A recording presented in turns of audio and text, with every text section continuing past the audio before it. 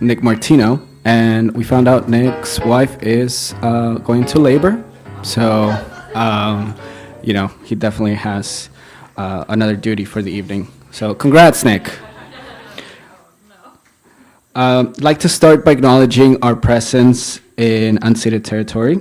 We stand in solidarity with Indigenous, Tongva, the Tatavian peoples, the Chumash peoples who've endured colonialism and displacement.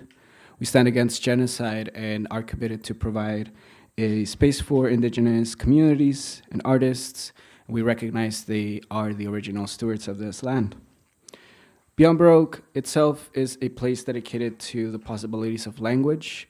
It was founded in 1968 by George Dury Smith. It began as an experimental literary magazine until it evolved into the interdisciplinary art space it is today. And this building is also a historic space. It first served as the original Venice City Hall, built in 1903, but since the late 70s, it has been a space for artists and writers once that Beyond Baroque took over. So all kinds of history as you walk through these aisles. We are a space that has been around for 58 years. We continue to offer a free Monday night fiction workshop, currently led by Raquel Baker, and our Wednesday night poetry workshop led by poet Martin Yago. Both workshops happen weekly, virtually over Zoom. So if you are interested in workshopping a piece, prose or poetry, you can check out those workshops. More info is available on our website at beyondbaroque.org, where you could also find more information about the programming that we are hosting in the upcoming month.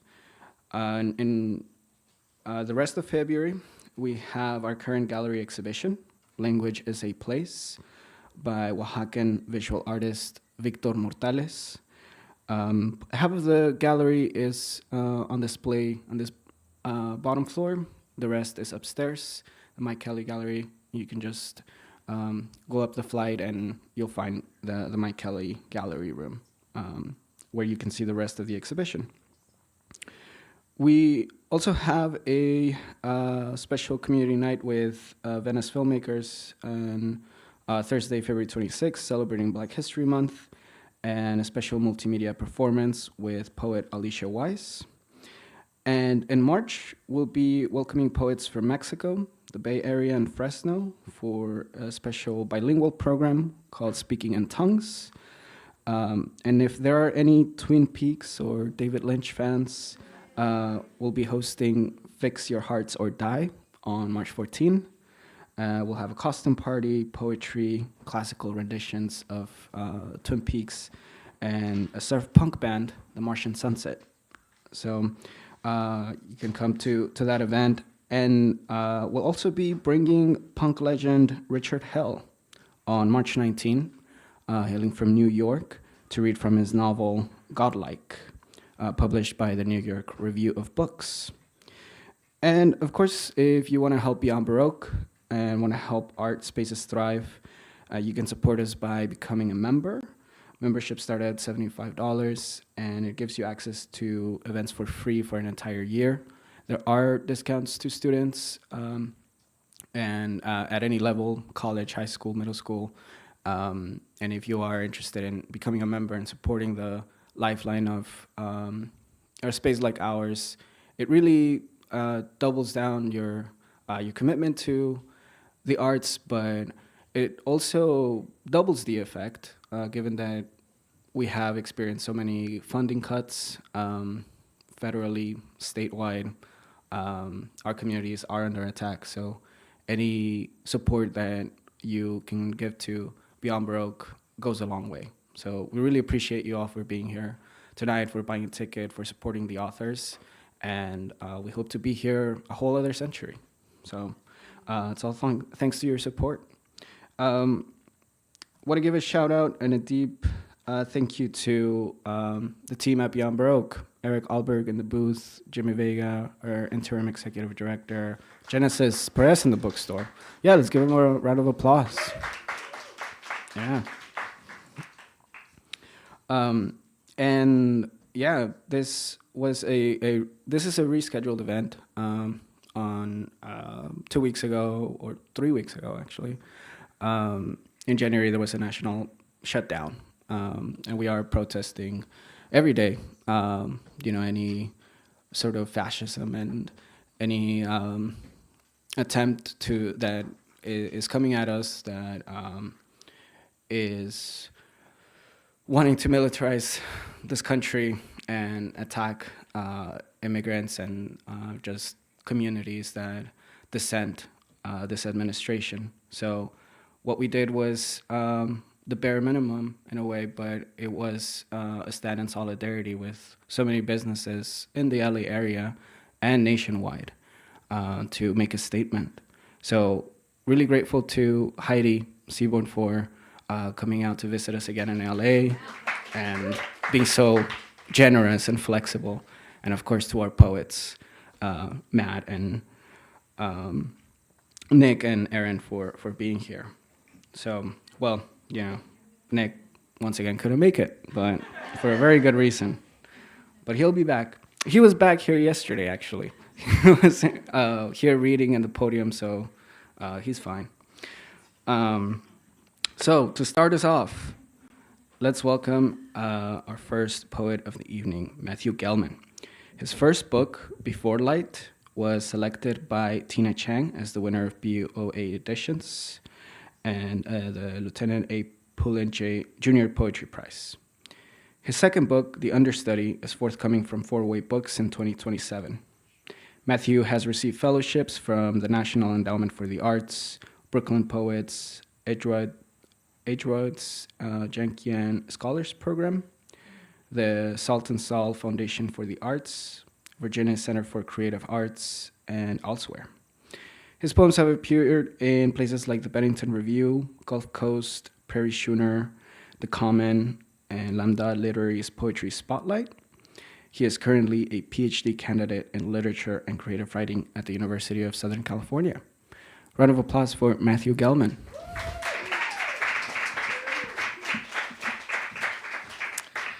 Okay. Hi, everybody. Can you hear me? Is this good? Okay, we're good. Thank you, Ivan. I feel like I should move in here at this point. I was here last night. I'm here tonight. Love the floor plans. But honestly, yeah, thank you for hosting everything with Beyond Baroque and for everything this weekend. So good to be here with Heidi celebrating your book. I mean, Heidi does so much for poetry and so much for just a multitude of poetry careers. So to be honoring your work and hearing from you tonight is amazing. And thank you for thinking of this. And I'm glad we could make it happen. Okay, so I'm just going to read a couple of new poems. These are all very brand new. And then after I get through these first three, I'm going to read a couple poems that are coming out in my second book, The Understudy, which is coming out next year. Voice lesson. My parents hired a voice coach to correct my abnormalities. The S a little sharp, my vowels prairie wide. I sounded, like that. In her half-moon glasses, she looked at me like a kindly owl from a children's show who always knows the answer and delivers it with grace. She must have known that somewhere another self waited for me to enter it. Maybe under the shadowed Sierras I saw in my geography textbook, where I'd stand in borrowed heat with men whose names I'd forget a few months after we shoved our hands in our pockets, looked back at each other, blinked once, then kept walking. Looking back, I don't blame my parents. Who wants to picture their child under slate skies, befriending the grass at recess instead of the kids in his class? Still, I'm grateful for that wide-eyed woman who said, I could listen to you talk all day. Then let the door click shut behind her. No second appointment needed. What hands can do. A friend I still love painted me in a creaky floored apartment with the windows open, linen curtains, some blue from the city getting in. And I wanted to laugh each time her face looked up and rediscovered me, her eyes like two coins shining up from the dark water of a fountain. That day, fingers of light fell onto my friend's wide face for hours. That light did not try to bruise her and doesn't now, wherever she went. I'd know those eyes in any murky water, would recognize her long, slow hands as certain as the silk of spiders in a minor wind. I was fresh off a morning walk through the tourist-flustered park after a night with him, one of the first, or maybe the first, who knows. I'd put each finger into my mouth, the dirt lodged under each nail, because I wanted to hold each one, perhaps for the first time, perhaps for the last. Each time I started laughing, my friend reminded me to stop. It would take too long to finish, she said. She wasn't good with teeth. I knew my forehead would be the size of Canada, my nose a leaning tower, but I wouldn't tell her this, of course, as she reached for the color of blush. A few weeks ago, that same friend swallowed a bottle of sleeping pills. Her mind swam somewhere cavernous with all its anemones dimmed. I'm all right with losing his fingers now. I could lose some other things too, but I should have kept the portrait we watched dry on her fire escape that day. I think I captured you, she said, her hair in the wind, its own wide elm. She leaned her head on my shoulder then, looking out at the day. In the windows, someone passed a baby to someone else. Someone lit a candle. Someone looked down at the sidewalk, but somehow didn't jump.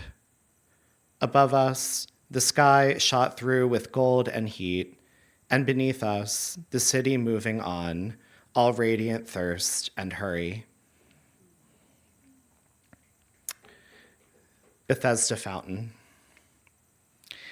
If night were a poppy that bloomed in reverse, all of these lamplights flickering on are not in New York, but in Krakow, glowing dust on the path my ancestors walk. I look for the language lost inside my bones' tired formula, but each time I am left with the blur of their black boots and shapes being fed to the dusk. Somehow, persimmons grow in this park, despite this air full of dirt. You can pluck one from the trees by the rambles, dust it off with your sleeve. I don't know which blossoms shadowed their quiet house in 1939 when the Germans threw them out and shot them in their cold backyard. I hated persimmons for years, their chalky taste, their bewildering sweetness, but I like that they can grow somewhere as unlikely as New York or as Krakow. Because this night is cold, let's say my ancestors were growing persimmons in a garden with just enough sheltered sun in a season turning to dust. Tonight, one couple argues by the fountain, another is holding hands. A minor music escapes from the darkness I can't entirely trace. A little sweetness, a little dust, some tender notion of free. Persimmons, I've heard, can still grow when attached to a dying tree. Okay. I was about to be like, it gets so much more lighthearted and fun after these three, but that's like not, that's not the night we're in for. I don't know.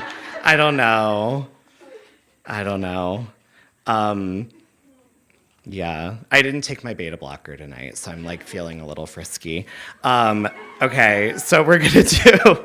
Okay, so this next one. So from here on out, they're all these poems are coming out in my second book. This poem is called Conflation. Conflation.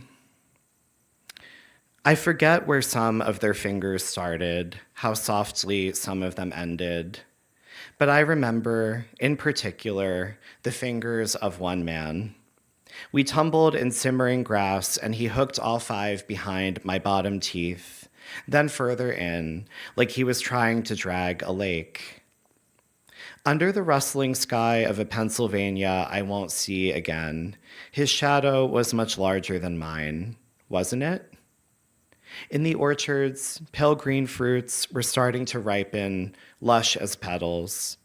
Lush as petals, which is a way of saying easily pierced. Love is not like water I can see the bottom of. It's a mountain's crags I climb, searching for a vantage point. I recall what I've let go slack in my palms, the way he bit his lip, then mine, how in the best photographs of horses, all of their legs hit the air at once. The bark of a dog in the distance is a rusted door as it closes. The gray of the sky outside becomes the gray of the sky inside. I forget where some of their fingers started, how softly some of them ended. I light a cigarette and sip my tea. The smoke mingles with the steam. Okay. The future. My friend wishes I had less tolerance for the abject. She doesn't say this, but I can tell by her silence on the phone. In California, each window shines with a studied, perfect indifference, and I don't know how to start my days. Cloudless, the first prick of blood from a needle. Once, when I lived in New York, a man threw insults at me in the dark, and I stomped away, lit with the heat of strays. When he followed, still shouting, but also trying to make me linger, I chose the night, its tangled wires and streets, a language I pretended to know. If the story still revolves in the mind's swinging doors, and if I'm still rehearsing the long walk up the stairs to his hands, it's only because all 10 of my fingers are weak cousins to shadow, and distance is a crooked language. I know it's crooked grammar. My friend tells me the overgrown lot by her house is becoming a well-groomed park. She tends the cat colony there, 6 full-grown, curled in the tires of broken-down cars. A luxury condo is going up next door, but even when the drilling began, she could see their eyes shining under the tangled metal scraps.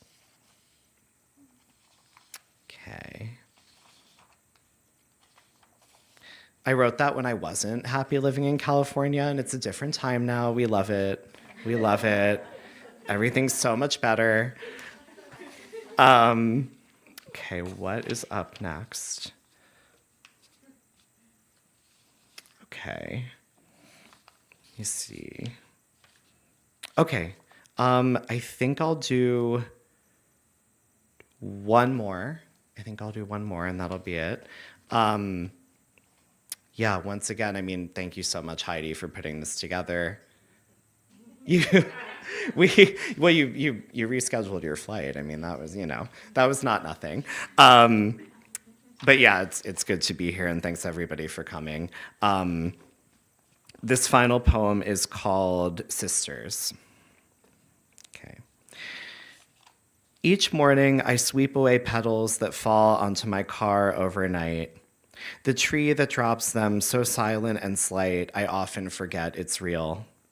They pinken the windshield like parking tickets or receipts I forgot to throw out. In a rush most days to clear this debris, I could sweep them away with my windshield wipers and be on my way as usual. Some mornings I do. I don't ask for these petals, but they can't help being beautiful. I lift them, make a pile in the center console, and drive to the canyon. A blackbird pauses mid-swoop over the dry and ridged terrain, his outline held in air as if held aloft on a string. Then he can't help but break his perfect arc of solitude and rush toward a trail overgrown with crimson bottle brush. When my life starts to seem like a play where none of the characters move, I think of the sisters I never had, pouring coffee or brushing the crumbs from my beard. One of them tilts her head back to laugh in a room the color of beer. One of them flips through a magazine, places pins in my other sister's hair. Much of what I love loves me from a distance, but sometimes I keep the distance. A door half open to keep out the cold, but still let in a few stars. Mostly, my dreams are not giant flecks of pollen milling between the trees, nor are rivers, cruise ships, gliding, bright and tiered as wedding cake. The sky is a stretched canvas with honey running down its edges, and the wind is lightly shifting, full of other people's wedding vows. The view of the valley today is tinged with purple flowers. They would be beautiful anywhere, but they are beautiful here. Some nights, just because I can, instead of driving home, I gun the engine to the reservoir and look at the dark-leafed hills. Houses tucked into the black, doors closed, windows closed. Then I drive back to the silence that waits for me like winter. Okay, thank you.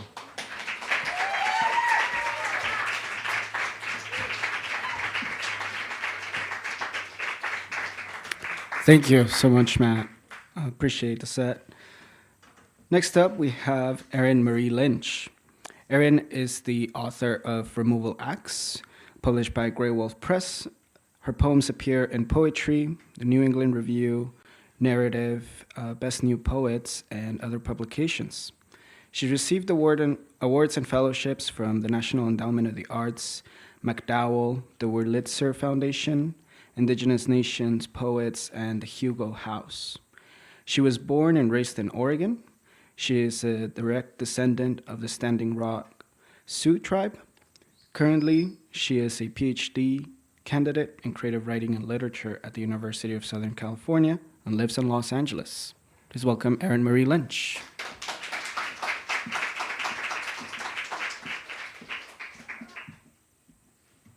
Thank you so much. I actually graduated.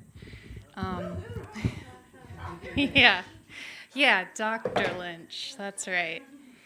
That kind of doctor. Okay, I did take my beta blocker. Thank you so much, Heidi, for having me, for the invitation. So excited to hear your new work. And Matt, thank you for those beautiful poems. And thanks to everyone for being here. I love this room because I can never see anyone's face, so it's like, it really allows for, like, I think a certain intimacy in kind of a weird way. That's kind of funny, right? Yeah, okay, all right. It's true, yeah. Okay, this poem is called St. Helens. Yeah. St. Helens. I came when called, polished silverware with blue paste, saw myself in the mirror, then turned away, thinking, seeing herself naked, she turned away. Soaked blood-stained underwear in the sink, sat silent at church like moss on a car hood, shut the shoebox that held a long dark braid severed a century ago by a butcher knife, waded the culvert down to where it fled, read about the vanishing hitchhiker who appears in the back seat, whispers, St. Helens will erupt in May. Let shadows in my closet press closely, hissing, show us your ugly heart, lift up your shirt. Wondered if ghosts chose to be, lay on my back under the apple tree, felt the neighbor's shape fall across me as he said, nothing like a pretty girl reading. Was allowed by distance to hide the volcano, small and cold, with my hand.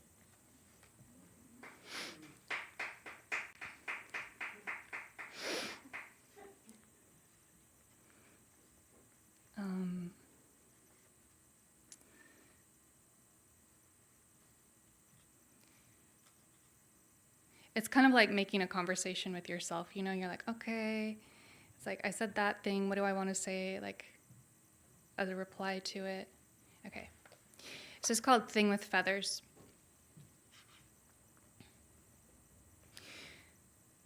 Celibacy, the name I call myself right as the birds wake. No, what birds? No birds, but now I open blinds, flies large and silent. I'm so dulled and folded in the dread of being real only to myself. Flies on the window won't move. Mom on speakerphone. One of the chickens got the taste for its own eggs. Whose voice but mine interjects as I smash flies with a hardback one by one.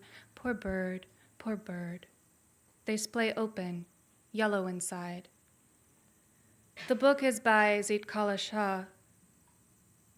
Just hit me, I said once to a man, then struck my own cheek hard, felt myself warp and shrink.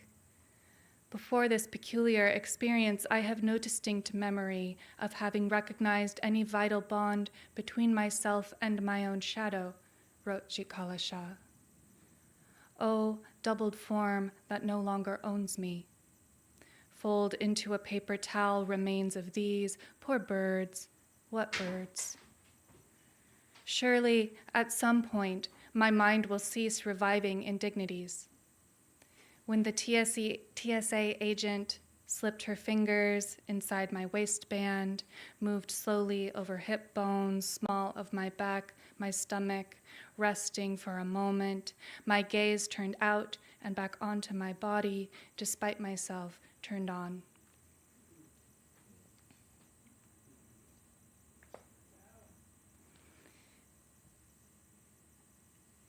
Okay, this is called The Real Thing. I'm going to read a little LA poem. It's if you can find it. LA in the poem. It's like poets is like, just say it, you know? But we can't, can we? The Real Thing. At the public park, I cover my body with sunscreen and sit on a towel in my Coca-Cola bikini printed with "The Real Thing" in cursive all over. Reading Brookhiser, I'm seeking language behind my facade of language. Propped on the hill, steel letters 50 feet tall declare the current name for this place. Previously, Al Puebla de Nuestra Señora la Reina de Los Angeles del Rio Persuncula. Before that, Tavangar.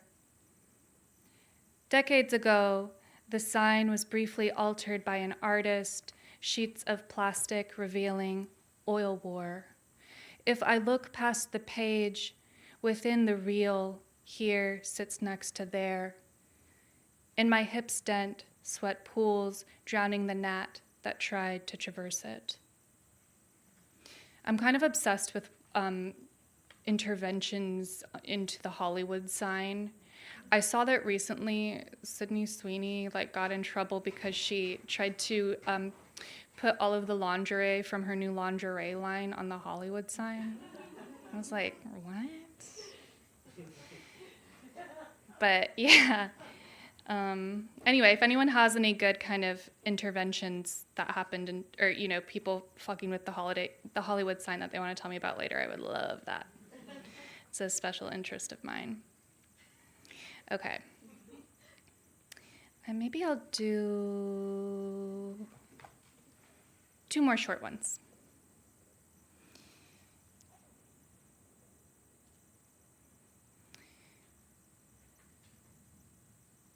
Poshmark. How nearly can I inhabit someone else's body? I don't have any money. Prostrate, scrolling through other people's clothes, I'm wearing the terrible pink dress I met you in. It came taped up in a box that smelled like house and once held water filters. These truncated mannequins I imagine angels appear as, headless torsos, voices emanating from necks, scare me like you did. Still, I let divine will fill me like a windsock, commencing a delirious motion. Now, my love is a line pulled by no current. Thanks for your purchase, wrote the woman in Queens on scalloped cardstock. Pulling her dress over my head, light sieved through sheer silk, and I saw the threads binding my delight. I'll read one more. This is called Doubt Club. Is my writing funny? I asked Amelia, leaning against bricks. At times, she said, in a biting way. But I was hardly what you'd call fanged, revering sadness as atmosphere, wildfire haze, orange-rimmed particulate in my throat, lighter selves withheld from the page. If I knew what to do, I'd do it, I told Laura. We knelt by mushroom domes, and Laura said, what does doing do? Too boring to list failures of my poem, Cameron printed on her blue sundial, we floated in the river. Of course language can't do what it does, and the poem would not die like the parents my parents poured from a tin. Doubt kills, said a note in my desk, a sentiment I doubted. Misguided certainty with the mushrooms could have killed us. Ha. Always doubt coiled sexless within me. At Christian college, I'd learned of a doubt club. I didn't go. Mine felt barely religious. Ferns low to grass I broke onto, rocks gathered from travels lined up on a sill. There I sat, at a cafe table. A man strolled by. One night he'd bought me wine, then punched my face. And no, I'd said. No, he glanced at ketchup falling off my chin, a shaking poodle fixed on my hot dog, its eyes. Oh, my friends, such scenes have followed us, across time, inside walls, outside weather. No longer longing for ruin, I grew new edges. If I knew a feeling, I thought I'd let it be naked. I tried, and in its own way, the poem died, like finding fruit inside the fruit I'd wanted. Thank you.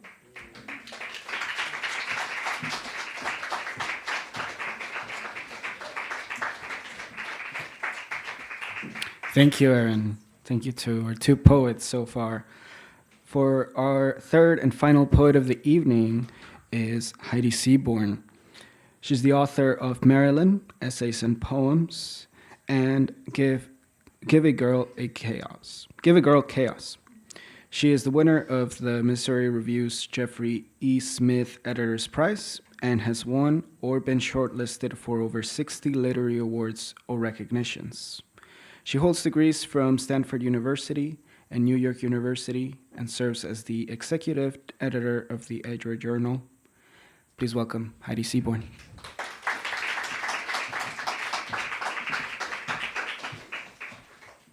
Thank you, Ivan. And thank you to everyone here at Beyond Baroque. It's wonderful to be in this space. And thank you also for stocking our books and supporting all the writers and particularly us poets. And thank you to friends from various times in my life who are here and to my fellow poets, of which there are some wonderful poets in the audience, and to Matt, who actually did plan this whole thing. And I was happy to be the excuse and happy to fly down, and to Erin and to Nick in absentia. So this is my new book called Tick, Tick, Tick, and it started not that long ago. In January of 2024, January 1st of 2024, I woke up and I said, oh, shit. So much has happened in this very young decade. And I started writing it. And I wrote it, it just kept coming and coming, but I wrote it essentially over maybe 3 weeks. And I'll read parts of that poem that started the book. But I felt like I had to capture this history. And as I was writing it, I realized I was in conversation with T.S. Eliot's The Wasteland, which was written at a similar time in terms of what was going on in the world. Between two wars, a global pandemic, the rise of fascism, massive industrial pollution. Anyway. So here we are again. And then as this book came together, I started writing a few more poems, and then I fleshed it out, and then I wrote some more because I realized not only do I have to write about these challenging times, but I have to figure out how I'm going to live through them.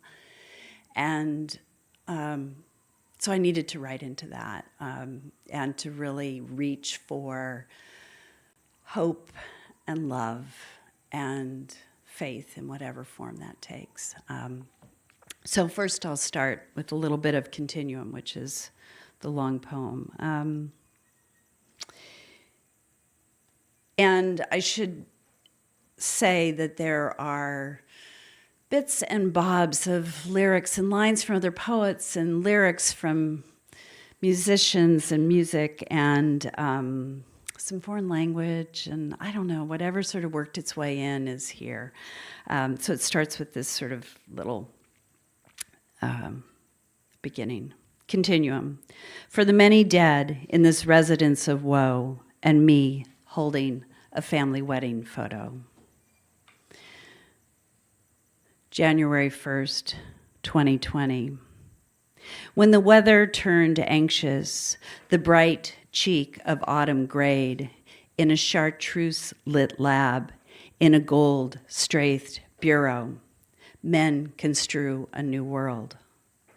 The lifted bow of another year hovers over the strings. The season freezes in a glass of bourbon I drink as the balloons fall, and the burlesque queen sings Auld Lang Syne, my friends. And we kiss another decade in the millennium crawling across the continuum then.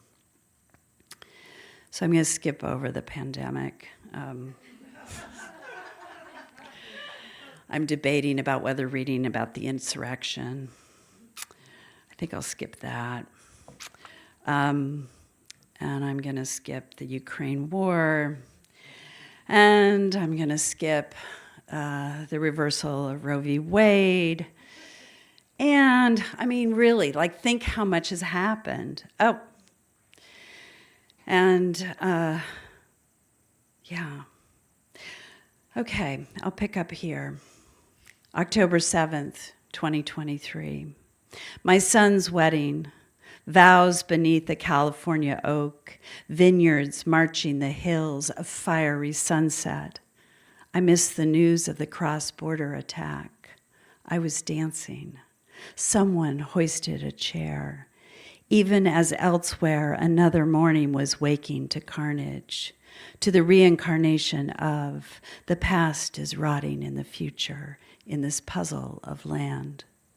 A land I thought I knew only dust escaping a beaten rug, a kerosene flame, adder and sage wafting off tea the Benowin offered me for my endometrial pain. I have risked so little. Spring 2024.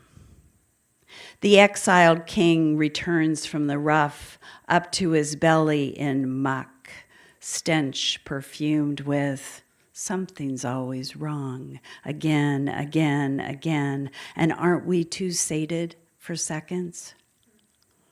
I bring my knives to the butcher for sharpening. I tenderize the lamb leg myself. Easter's early this year.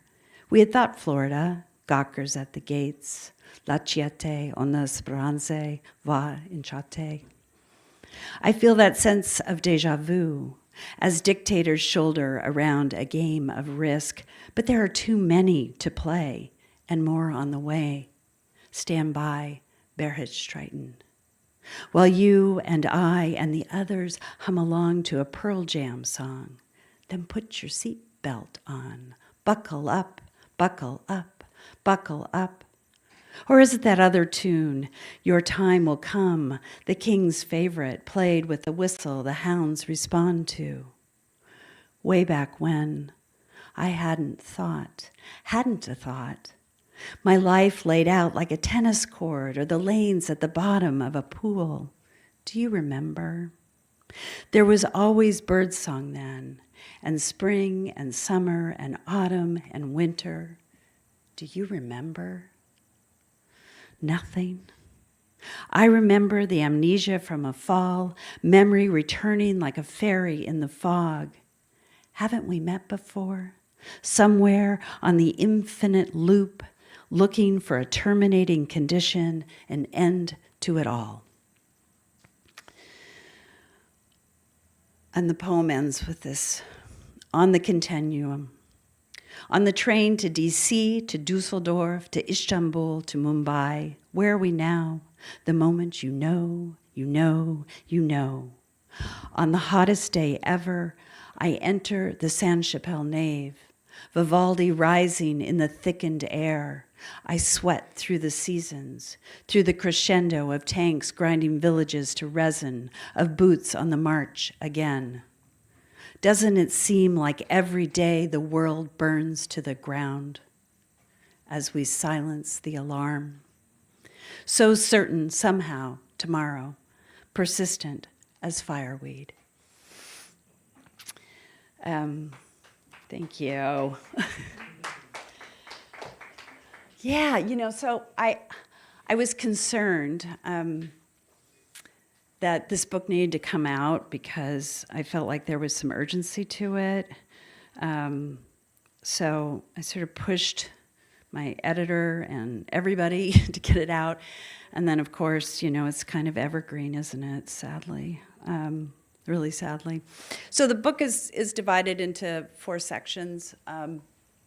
And the first one's Winter, which I read from. Spring is really this sort of wonderful series of very small poems, predominantly, that are called time capsules, that are what you would put in a time capsule about your life. So it's a lifetime. And I guess I could read one of those, just why not? And then,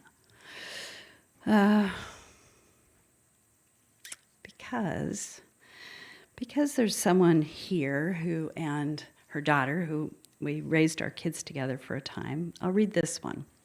Wooden Blocks, 1990 to 2002. My children build a staircase that topples into a valley, that rivers into a sea, that crests over a land, that mounds into a mountain range, that wanders into a desert, that dusts over a city of blocks.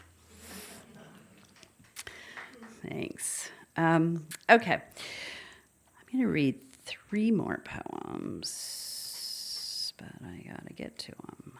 Okay. So my father died in 2012, and I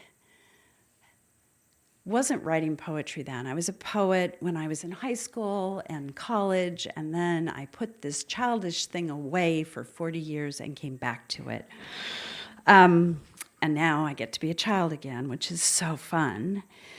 But so he wasn't around when I started writing poetry, or coming back to poetry. And so I write poems to him from time to time to update him on what's going on in the world. And sometimes it's things like, everybody's mad about pickleball. And other times it's about the crazy world that we are living in. And about my life. And this is called Missive to My Father from the Now. And I apologize if I choke up, because I always do. Missive to my father from the now. And you will wonder where the salmon have gone. And I will respond about the physics of water and the artistry of land sculpture. And doesn't that sound less damning to your ears now? And if you ask how I am, I will tell you, some days I watch the sea as if it's my child, intent on knowing her future. But how can I?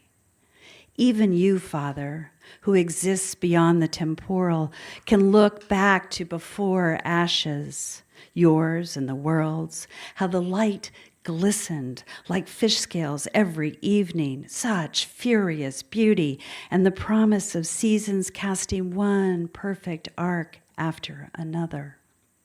Then one morning, all that was burning. And not just the fields and the cities, and not just the woodlands and the mountains, and not just the meadows and the vineyards, and not just the suburbs, and not just the lakes and rivers and streams, and not just the seas. There is a seething.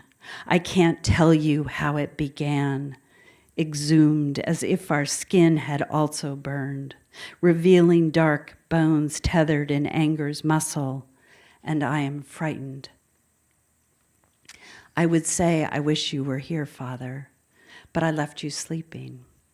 And when we meet in my dreams, I tell you of my home of seagulls and wind, how I wake to their cries and worry, of the rains that beat back the flames, of the beloveds and language that sustain me. Okay, I made it through. Yay. Yeah, I mean, really, lots happened since 2012.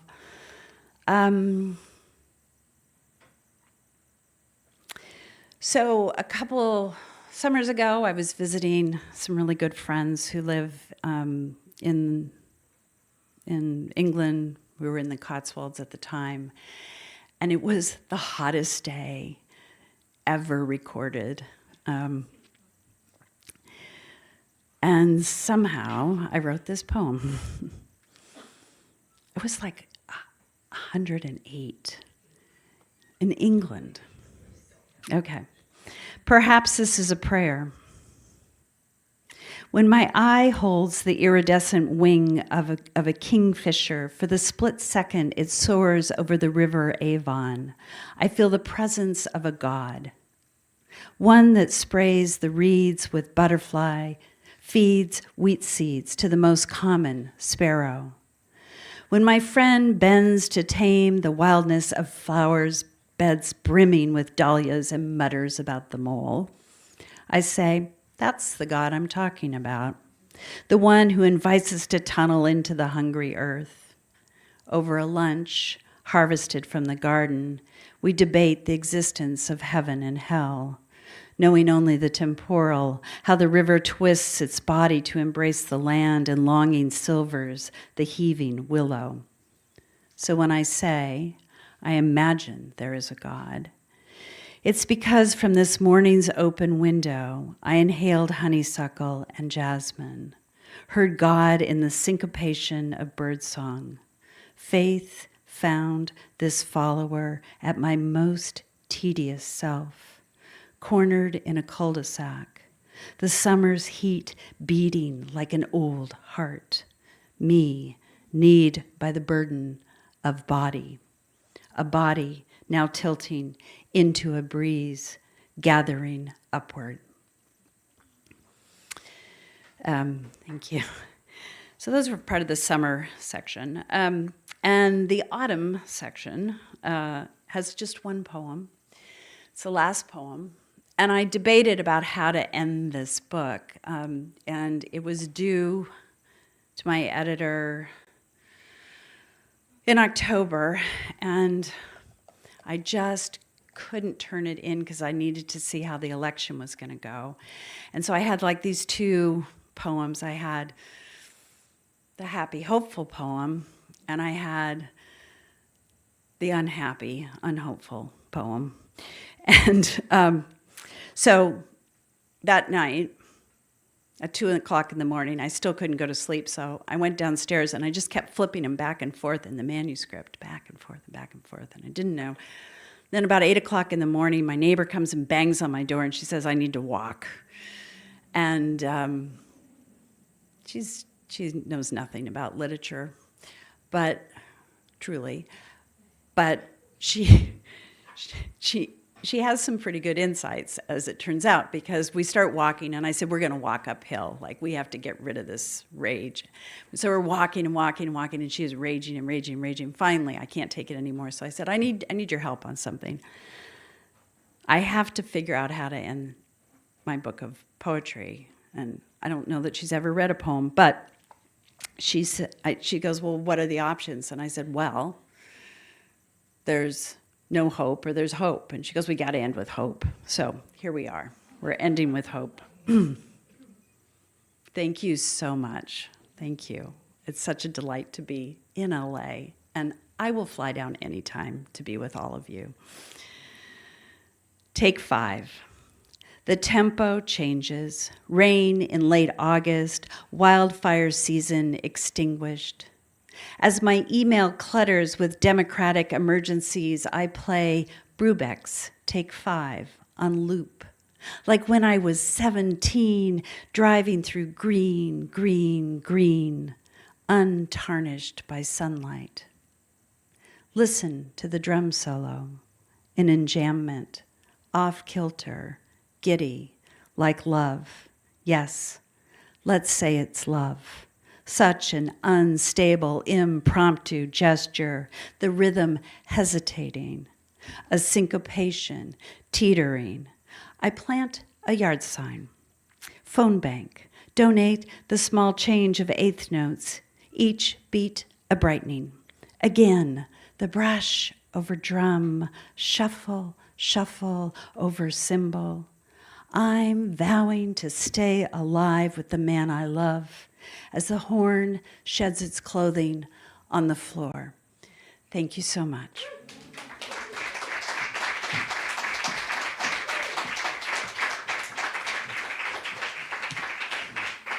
Yeah, let's keep it going for our 3 features tonight. Thank you all. Yeah.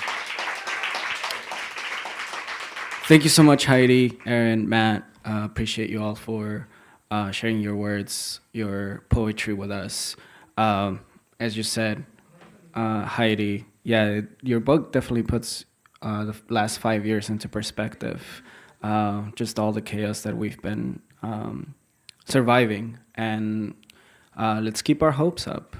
Here throughout LA, you'll see graffiti with that exact word everywhere, hopes.